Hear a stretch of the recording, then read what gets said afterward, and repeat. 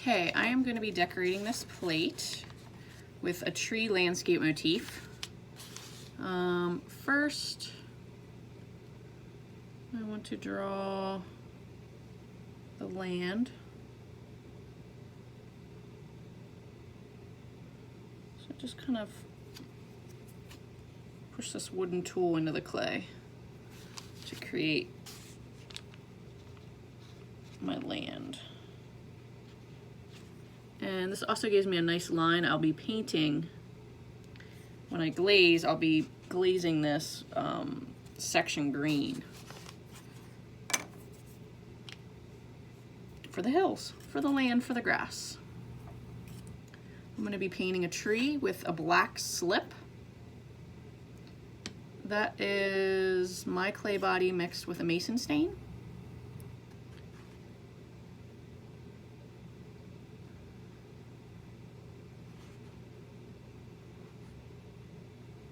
So first it's just sort of an outline of a tree.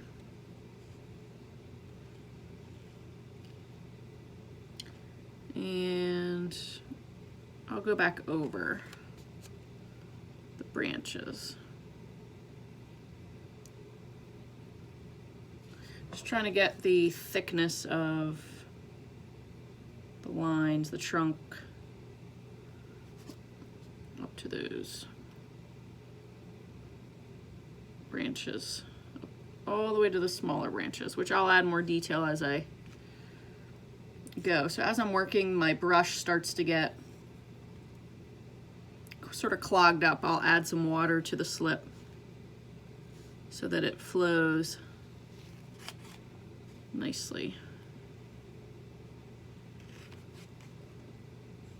It's a big old oak tree. I guess it could be any kind of tree, but I do like oak trees.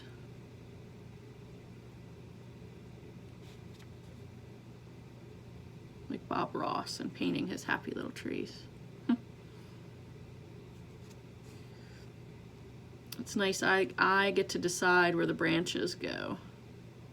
Try to imagine what it would look like on a real tree that I see out, observe out in nature.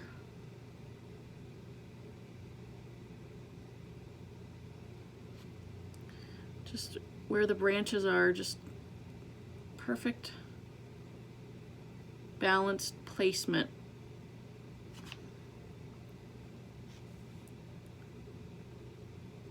They all sort of give room to each other. Make room for all those leaves to gather up all that light. Sometimes I do trees with leaves. Sometimes I just do the tree without leaves. Actually, my favorite time of year to look at trees is, you know, at the end of fall when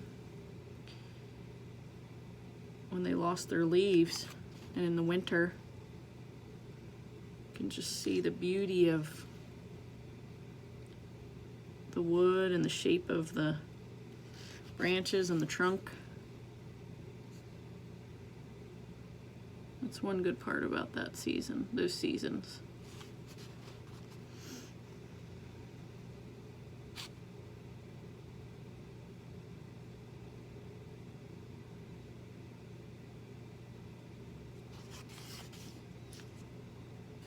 See, like this looks like it needs to be bigger.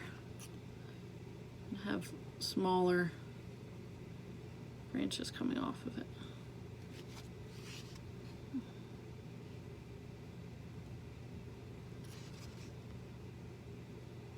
I don't really start with too much of a plan when I'm doing this part, which is fun, because the throwing can be sort of more controlled and you need to think about it a little bit more. And this is a little bit more improvisational, just sort of making decisions as I go, where the branches seem like they want to be, where they seem more balanced.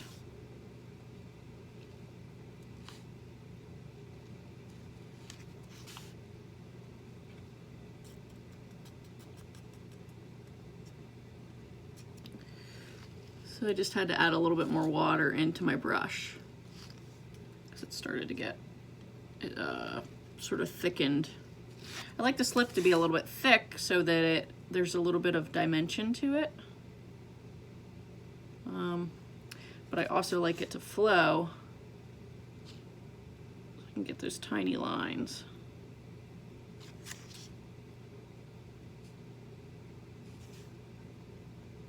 So you can see I have paper underneath the plate. That I will leave under the plate for the whole time that it's drying. And that just helps it dry slowly and a little bit more evenly. And then I will actually be draping some muslin fabric over the plates as well as they dry. And that will keep them from cracking. It'll dry slower and more evenly with the piece of fabric on top.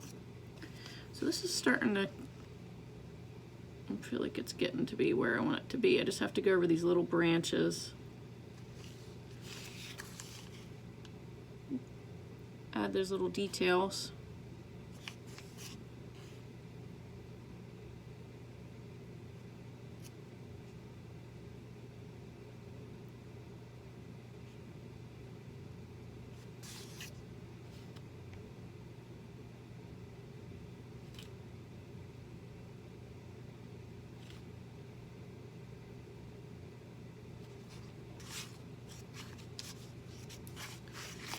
More up here.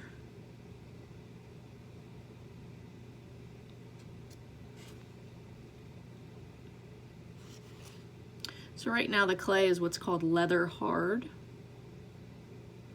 So I threw the pot on the wheel, the plate, and I had to wait for it to dry a bit. And then once the rims were dried, I covered the rims with plastic so that the inside would catch up and dry. And then when it felt like it was a good leather hard consistency, I flipped it upside down and I trimmed it on the potter's wheel. Clean up the bottom. And then flipped it back right side up on top of this bat, which is this circle that it sits on, this disc that you throw on the wheel. And put it on some paper. Help it dry nice and slow. And they'll take probably, depending on how wet the studio is, like right now it's summertime, so it's